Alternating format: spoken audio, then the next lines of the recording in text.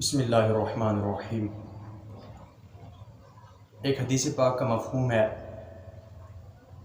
کہ نبی کریم صلی اللہ علیہ وسلم نے فرمایا کہ اللہ رب العزت نے حضرت جبرائیل علیہ السلام کو ارشاد فرمایا کہ جبرائیل فلاں بستی جو ہے اس پر عذاب نازل کرنا ہے۔ تو حضرت جبرائیل علیہ السلام عرض کرتے یا مالک و مولا، اس بستی کے اندر تو تیرا ایک بہت برگزیدہ بندہ رہتا ہے، بہت بڑا عابد رہتا ہے جو ہر وقت تیری عبادت میں مصروف رہتا ہے، کیا اس پر بھی یہ عذاب نازل کرنا ہے؟ تو رب کائنات نے ارشاد فرمایا کہ اے جبرائیل، اس پر سب سے زیادہ عذاب نازل کرنا ہے۔ تو حضرت جبرائیل علیہ السلام نے عرض کی اے مالک و مولا کہ اس کی کیا وجہ ہے کہ وہ تیری سب سے زیادہ تسبیح بھی بیان کرتا ہے، تیری عبادت زیادہ کرتا رہتا ہے، تو اس پر زیادہ عذاب کیوں نازل فرمانا ہے؟ تو رب کائنات نے ارشاد فرمایا کہ وہ جو نیکی کرتا ہے وہ صرف اپنے لیے کرتا ہے، وہ دوسروں کو حکم نہیں دیتا، دوسروں کو جنت کی طرف جانے کے لیے حکم نہیں دیتا، وہ صرف اپنے آپ کو سنوارتا رہتا ہے۔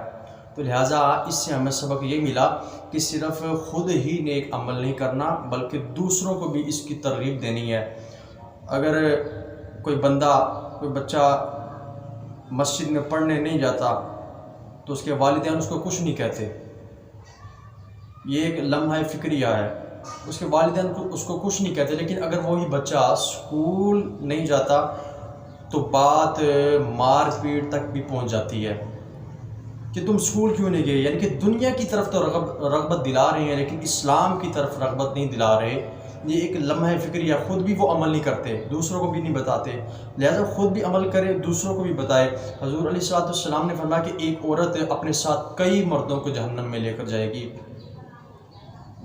اس کو جب جہنم میں ڈالنے لگیں گے تو اللہ رب العزت سے شکایت کرے گی اے مولا سب سے پہلے میرے باپ کو جہنم میں ڈال، اس لیے کہ وہ مجھے نیکی کی دعوت نہیں دیتا تھا۔ پھر وہ کہے گی میرے بڑے بھائی کو جہنم میں داخل فرما، وہ مجھے نیکی کی طرف رغبت نہیں دلاتا تھا۔ پھر کہے گی میرے شوہر کو جہنم میں داخل فرما کہ وہ مجھے اس کی تعلیم نہیں دیتا تھا کہ نیکی کا عمل کرو، لہٰذا ان کو پہلے جہنم میں ڈال۔ تو حضرت جبرائیل علیہ السلام نے اس بستی کو اٹھا کر اس عابد کے سر کے اوپر پھینک دیا تو اس کی چیخیں نکل اٹھی۔ آج ہمارے پاس لوگ نیکی کا پیغام دینے آتے ہیں لیکن ہم خود عمل نہیں کرتے، لہٰذا ہمیں چاہیے کہ ہم بھی اس پر عمل کریں اور دوسروں کو بھی اس کی ترغیب دیں۔ علماء کا فرض بنتا ہے کہ علماء خود پڑھ رہے ہیں، خود بھی عمل کریں اور دوسروں کو بھی اس کی ترغیب دیں۔